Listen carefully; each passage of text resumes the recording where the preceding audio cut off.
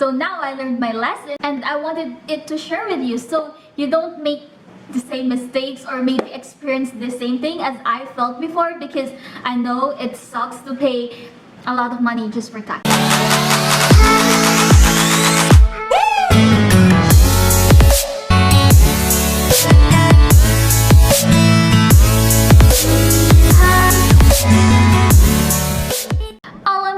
Welcome back to my channel, the #1 place for J1 visa and American culture. If you're new here, please don't forget to subscribe to our channel and click the notification bell so you'll always be notified whenever we upload new jam-packed videos. And without further ado, let's now jump into the video. In today's video, this is something that is very important for me and most especially for you, because I saw a lot of aspiring J1 students that went here in America. They are currently doing their interns and they are having regrets, and I don't want you to be one of them. In order to choose the perfect state or city perfectly for you, you must consider various factors such as finances, health, and how you plan to spend your time. So here's the 7 factors when deciding the best place for your J1 program.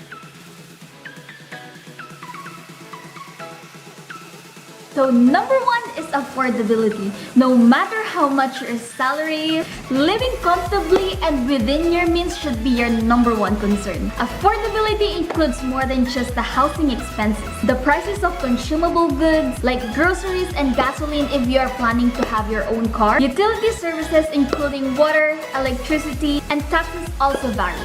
For example, you want to choose California or New York, especially in LA and San Francisco. You need to be ready to pay for the taxes, because every time that you're gonna spend money like buying groceries or doing your laundry or going somewhere, everything has taxes, and the cost of living in California and New York is super high. So you also need to be ready on paying those taxes and consider if you can afford the states.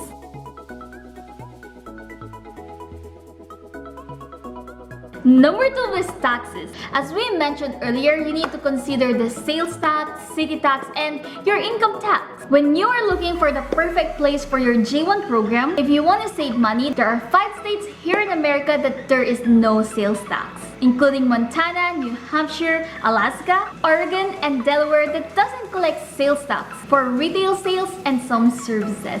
While Florida, Nevada, New Hampshire, Tennessee, South Dakota, Washington, and Wyoming don't collect individual income taxes, or for J1 we most certainly call it state taxes. So with these states that doesn't collect income taxes is really good because there's more chance for you to save more money.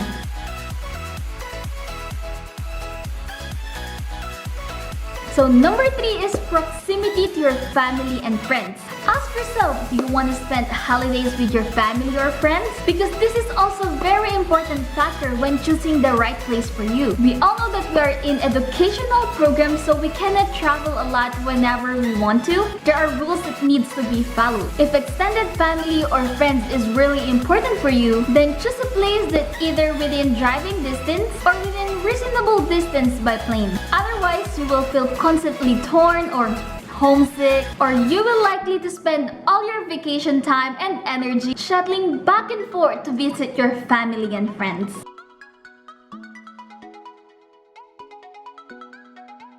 Number 4 is climate. Listen very carefully. This is very important for you guys now, especially if this is your first time going to the United States. The climate plays a large role in our lives as it impacts our habits, behavior, and sometimes even our jobs. Living in the climate that which you are most comfortable with contributes to your mental health, so choose wisely. Do you like to ski all winter long? Maybe southern Arizona is the place that you should not call home. Not a fan of humidity? Then you should not choose Florida. Why is this very important? Because it will really affect your work. If you have like asthma or some allergies, I think it is better for you to stay in a cold weather or states that will not really get hot or not too much humidity. But if you're a fan of beaches or you want to go in the city, you want to live a fancy life, maybe choose California, New York, Miami. That is the good place for you.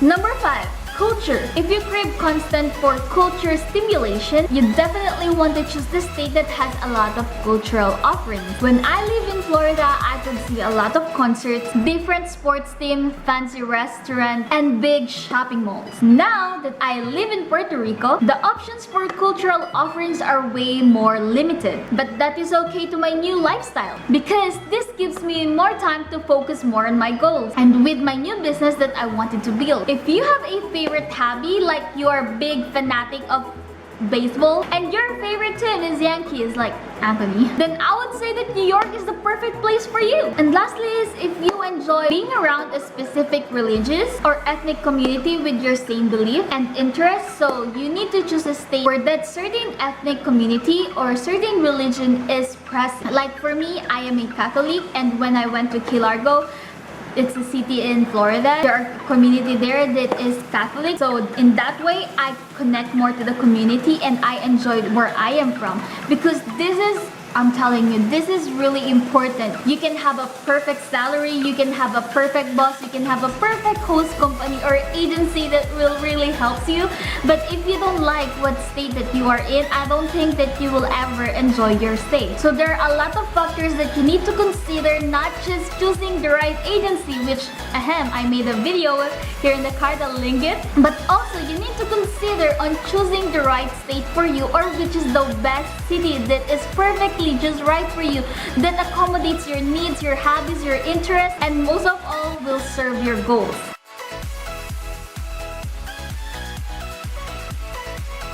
Number 6 is public transportation. Utilizing public transportations like light rail, train, bus can be an inexpensive, time-saving way for you. A good example of this is when I used to live in Wisconsin Dells. There are no other public transportation over there besides from public taxi. I am talking to specifically to Wisconsin Dells. And taxi can be expensive. So most of the J1 students, what they did is bought a bicycle. I mean, good for them because it will really help them a lot and they will save a lot of money from paying a taxi every time, you know, they go to Walmart. But bad for me because I don't know how to ride a bicycle. So I struggled a lot just for not knowing how to ride a bicycle. So now I learned my lesson and I wanted it to share with you so you don't make the same mistakes or maybe experience the same thing as I felt before, because I know it sucks to pay a lot of money just for tax. And this is also something that is very important for you to consider, because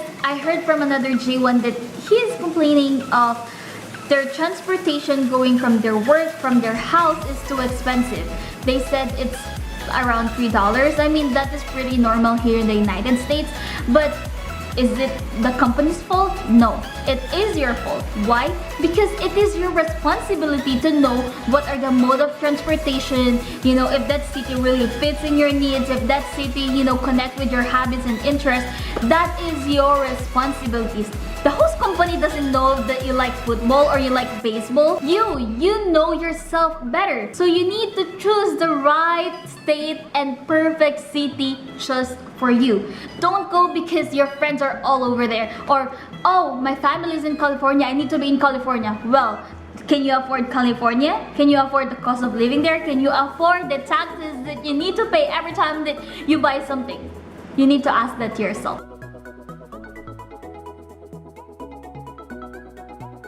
And number 7 is proximity to the airport. If you love traveling just like me, you may need to live or to choose the city that is near the airport, so it won't cost you a lot of money when you are traveling. If you live more than an hour away from the airport, traveling to and from the airport can be expensive and can become very time consuming for you. So you need to consider the proximity of the city where you are going to live from the airport if you really love traveling. Well, of course, that is not our priority, because here in J1 program, our priority is to learn, and this is an educational program. So our main focus should be how we can learn more and gain more experience. These factors you can consider is like, for example, it is vacation time or it's slow season where you are allowed to travel, or your J1 program is already done and you want to use the 30 days grace period to travel. So living near the airport or within an hour from the airport is really helpful and will save you a lot of money. I hope that this video is really helpful for you, because on our next video, we are going to talk about all of your assumptions to J1 program. And why are we doing this?